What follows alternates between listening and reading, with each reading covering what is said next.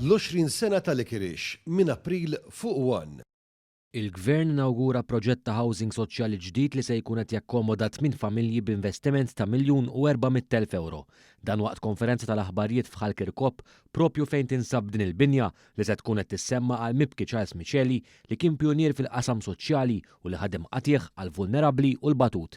Fil-fatt f'wieħed mill-appartamenti f'din il-binja, f'post mill-isbaħ, il-Ministru għall-Akkomodazzjoni Soċjali u Affordabbli, Rodri Galdes, tenna kif dan il-proġett bħal oħrajn li ġew inawgurati reċentament jinsab fil-qalba tal-komunità.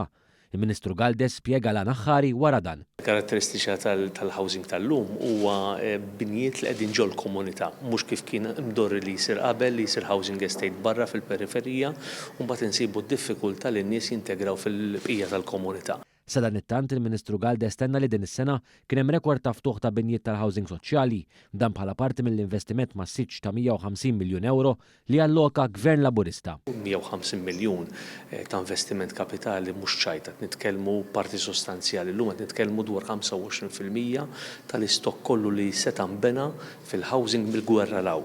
Jiġifieri għandna abbudanza ta' binjiet li qegħdin hemmhekk biex jagħtu għajnuna lil min għandu vulnerabilità jew kellha diffikultà ta' housing soċjali. Il-Ministru Galdes ikkonkluda jgħid li fl-aħħar snin fis-settur tal-housing twettqet rivoluzzjoni soċjali u ta' ġustizzja li naqset bin-nofs il-lista ta' stennija tal-housing soċjali u rat ir-rata ta' home ownership titla' għal 82% tal-poplu Malti u Awċi.